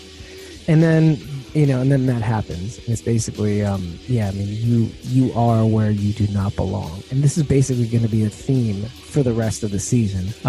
Because that's basically the Whisperer's gripe, is that, and to be fair, it's kind of, it's really nobody's fault. But it's kind of like Father Gabriel's idea of trying to venture out further is what kind of is the impetus of this. And, with Eugene and Rosita kind of going out, getting the amplifier up, being where they quote unquote shouldn't have been. In fact, this is kind of, it's the kind of the shittiest thing to kind of have to admit, because it's really not their fault, but it is the cudgel that Michonne can use to say, hey, this is basically why I said don't venture out further. We've been here before, and the whole reason why we put these protocols up is to kind of avoid situations like this. And yeah, look what happens. Ugh. And so this is going to be an interesting dynamic to kind of see Michonne display too, to see how Michonne reacts to the development of this situation, because technically she has the total right to invoke an "I told you so" moment, so it's going to be kind of interesting to see how that unfolds, how she does react to that situation. Daryl even swoops in and kills the one walker that killed Jesus. And one thing that I noticed in that scene, that's interesting. What you thought, so I in the Dark 2 says, what happened to Jesus is what I thought was going to happen to Rick. And he, I don't think Rick was meant to be killed. In the comic book, Rick isn't killed. I don't think, no, he's not. And so this is what you thought would happen with Rick. Rick would be killed by the Whisperers. I didn't think that was going to happen necessarily. I think Carol and I were both on the same page of it being the helicopter, and we just wanted to see how that would play out. And Eye in the Dark 2 asks another question. This is actually a very good question. Did Tom Payne want to leave the show? And I can say with absolute 100% certainty that no, Tom Payne did not want to leave the show. 100% not. Nobody wanted him to leave the show. Least of all Tom Payne. There was a lot left to do for Jesus. It was just this really hard writing choice that they had to make in order to kind of... it's interesting because the decision to actually kill Jesus instead of... If it ends up being that killing Jesus takes the place of a ton of other deaths, then I think that would be acceptable. It's a tough pill to swallow, but that would be acceptable because it's just absolutely horrific how many people end up dying and how some of them die too, and what happens to their bodies and all this stuff. I mean, it leaves a lot of opportunity for Greg Nicotero to actually do shit, but it's something else. Wait, do you not think that Tom Payne is dead? Or sorry, that not Tom Payne. Sorry, that Jesus is dead. Because yes, he was kind of stabbed through the heart from behind. But you thought, okay, I see what you're saying. Not killed, but stabbed. You're talking about Rick, I think, in this scenario. But yeah, I don't know. I don't know, but definitely Tom did not want to leave the show. I mean, he was pretty frustrated. I mean, by the time we interviewed him, he probably filmed that scene, and I think this is like his bone of contention. He was very frustrated with the little that he had, the little scenes that he had in season 8. I mean, I even made it a point to ask him that was there anything that he could have done besides sit around and wait for him to be called to casting calls? And he said no. I mean, literally, they kind of have you hostage for that duration. And even though he's billed on all these episodes, like he's barely in any of these scenes in any of these episodes, and he still has to come to set. Just for either it's to film this or that, or just to show up, for picks or commentary or whatnot. So basically Daryl kind of unmasks the Whisperers, figures out what they are, and then you hear the Whisperers going, "They're trapped, circle around, don't let them slip by, keep them together." And so we leave the episode off like this too. I mean, we know that they do get out, and this is basically going through the sneak peeks really quickly. They get out. It shows them getting out. Not only does it show them getting out, but they have a hostage in the form of Lydia. She's behind bars at Hilltop. You do see Alpha go hit up the gates, being bold, basically taking a bold step. And basically, it's going to be to warn them to basically release her or else. And you do see Alden and Luke out in the woods surrounded by Whisperers, so there's another terrifying element. The Whisperers are basically observing the Hilltop from the woods. Alpha approaches the gates. Lydia speaking to Daryl. "You're more like us than them. You don't belong with these people." I mentioned the right wing patch being missing, and you notice that the most when Daryl is greeting Alpha at the gates, and that is Alpha whom he's greeting at the gates. And you know the missing right wing. Now, yeah, so it looks like the kingdom almost has the fair almost entirely ready, entirely ready. And then this is the part where basically it flips to Angus Sampson, which is kind of like, the show kind of messing with us. It shows the fair, which is in the present, but then it shows this Angus Sampson character. So it makes you think that that's happening in the present, but I think that's a time jump. That's a, sorry, not a time jump. That's a flashback. Eye in the Dark 2 asks, what do you think of the actor playing Alpha? Does she fit the part? So Samantha Morton plays crazy really well. I'm not really qualified to say how Alpha should be played because I didn't read the comics. Do I think that she can do Yeah, you know what? I think it's a safe assumption to say that she'll play Alpha really well. I go this basically based on the Minority Report.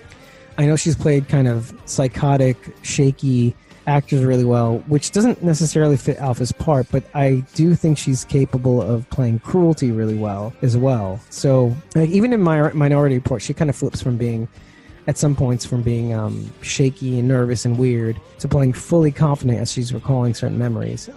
She has range. She definitely has range. I'm just not sure how Alpha's supposed to be. Now, when you see Alpha walking towards the gates, she seems like kind of aggressive, take charge. This makes sense to me. But as you said, we're not going to know until we know, right? I kind of wish that Carol would be on the show. Carol can actually lend me a lot more insight into whether she would fit the part. I just know that she has range. I know she can play crazy. I know that for certain. Can she play cruel? Can she play the kind of person that advocates for rape as a form of toughening you up? Probably. I just don't. That's kind of a leap. I don't know how far they're going to take that character in this group, so it kind of remains to be seen. I mean, if they did kind of go there, it would just increase the terror element to like just well past 11. So, but I think we're going to be surprised by Alpha's performance. She's going to be unlike anything we've seen in a character on this show. I mean, nothing. Okay, maybe close to what the Governor was, and I don't think we've seen Governor-esque crazy in a long time. exactly. So yes, in the comic okay, so she did fight her way to the top. And I think that's I think they have bulked her up as well, so she has a little bit more meat on her bones, so she does look a lot tougher from what I've seen. So that's going to be an element too. She's going to be scrappy. She's going to be somebody who's not to be trifled with. So that's going to be interesting to see. We do see a picture of an overhead shot of Jesus' funeral. That's for sure. A funeral, but it looks like he was eulogizing Jesus. So I think that's a done deal. I mean, I think Tom Payne kind of confirmed that in his frustration. He just can't hide it, too. He just cannot hide his frustration, too. But more than anything, I'm excited that Angus Sampson is on the show. I think he's a terrific actor, and he's going to inject some serious, just out-of-this-world acting. I mean, there's like a difference between Angus Sampson and C. Thomas Howell. C. Thomas Howell, I can see how he's been a B actor. He's very expressive, like very emotive actor. I mean, he does kind of play a little bit in the camp arena. But Angus Sampson, actually, you'd think that he'd play a B actor, right? But he kind of surprises you by coming out of nowhere and kind of overtaking you with how serious it can be. He's kind of a chameleon like that, or like more like a Trojan horse in what he is as an actor. Yeah. Oh yeah. Actually, Anne the Dark 2 takes Alpha's observation a little bit further. She says, I noticed that she looked bulked up like a man. I'm like, yeah, that's an interesting observation. And I didn't want to go that far, but yeah, a little bit. But that's commitment. That's like Charlize Theron commitment, like monster commitment. Oh, there's a little bit of lag in the stream, huh? Okay, we've got communities prepping for battle. Let's see. Okay, Michonne and Judith. Michonne and Judith are hovering over a resting spot. It looks like Carl's. Whatever that represents, maybe it's Michonne doing one of Rick's rituals, and that's kind of remembering what this is all about. And maybe that means that she's on board. And then, okay, and this is a very important line. Sadiq says, what does it mean for Alexandria to survive if the kingdom falls? And Michonne says that it means Alexandria survives. And this is basically while you see Ryan Hurst as Beta, that like coda. Him imposing, and you immediately see Daryl and him fighting and seeing how imposing Beta is, and how like almost implacable a human being he is. I mean, and almost kind of like makes you think who is taller / shorter in this scenario, because Norman Reedus looks tiny against Ryan Hurst, and that could just be because Ryan Hurst is on like some sort of, he's got like wearing platforms or something like that, but because he looks comically taller than him. And I in the Dark 2 says, I love Ryan Hurst. It's like, he's R.O.P. Yeah. Yeah, and it's just, I'm so psyched to see how that character plays out and how they kind of roll him out. And of course, no scene would be complete without Negan ending that off at the sanctuary. But yeah, I mean, that's pretty much it. I'm opening up the floor to questions, but from what we're seeing, it looks like we are going to delve a little bit into the past, figure that out. It looks like now that the Whisperers are out in the open, there's a summit, there's going to be a confrontation. I think they're going to back off, draw a line in the sand, kind of like the comics. I think a line is going to get crossed. Now, here's the interesting question. I thought that we would see more of Marco in this episode. Dead wrong. I'm wondering where Gustav Gomez's character, when he's going to be coming in again, because it seemed as though he had some sort of significance in the show, and I don't really know where he comes in again. I mean, does he represent the love interest? I mean, who's to tell? Who's to say? But it looks like what we're doing here at this stage in the show is a lot. I think they're showing us how to do season 7 and 8 right.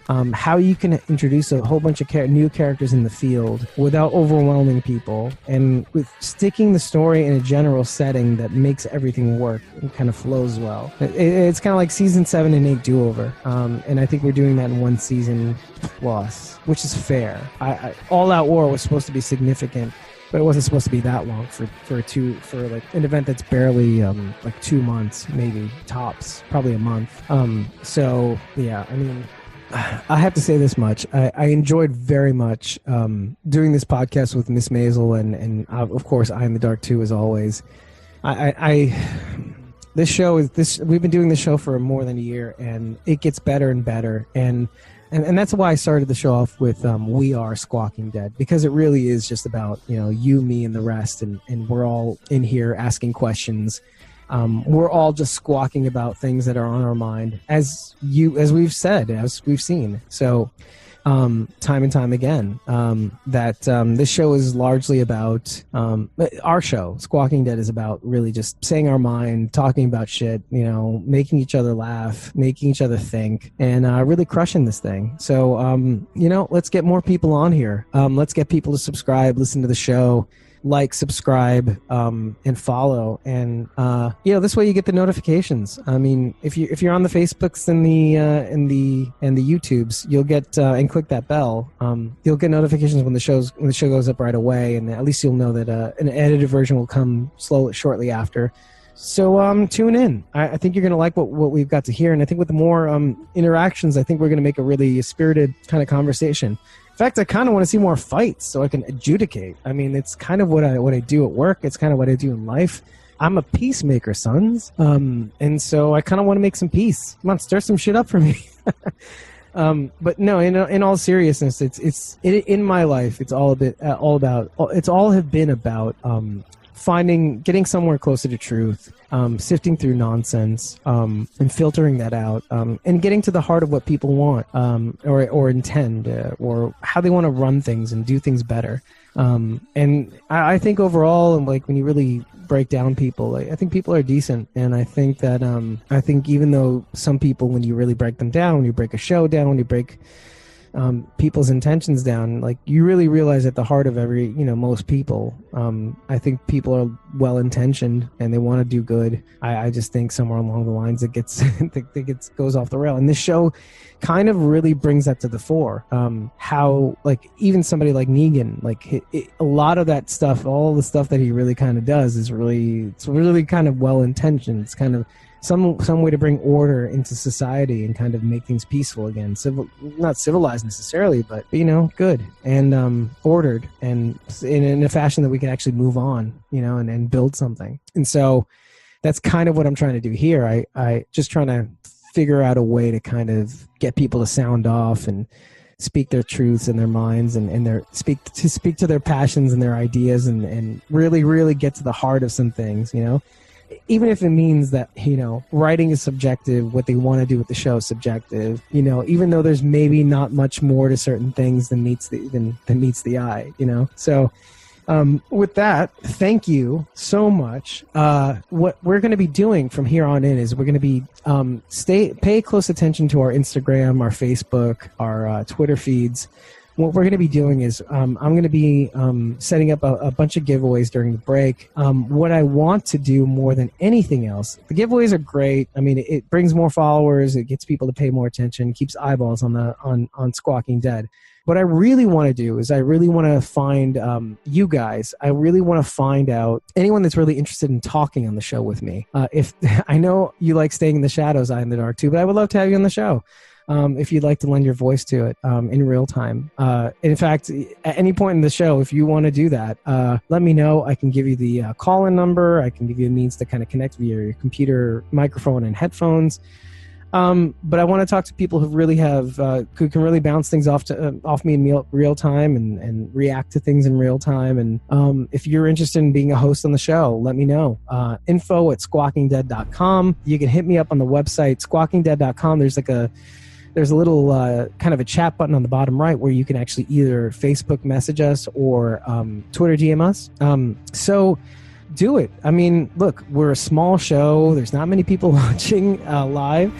I mean, what's it going to be? What are you going to do? You can't run away from this. This is your destiny. It's calling. So answer it.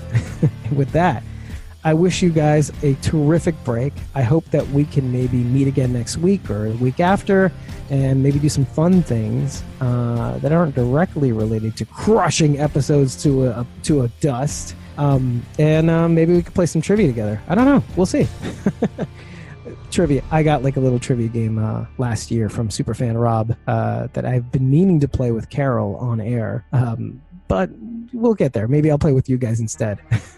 I'll just flip the cards for you on a digital camera, and then we'll see how you guys shake out. In the meantime, have a great break. I'm really excited to see what happens, but in the meantime, we'll be rewatching a whole bunch of shows and super analyzing things in the interim. Yeah. Let's talk in private, I Am the Dark too, about that hosting thing. And with that, everybody, if you have any questions or comments, like us, subscribe us, do whatever it needs to do to engage with us more. Let us know how we did, and give us ideas. Whatever's on your mind, lay it on us. We're listening. This is David Cameo. We are Squawking Dead, and I'll see you guys really soon. Take care, everybody.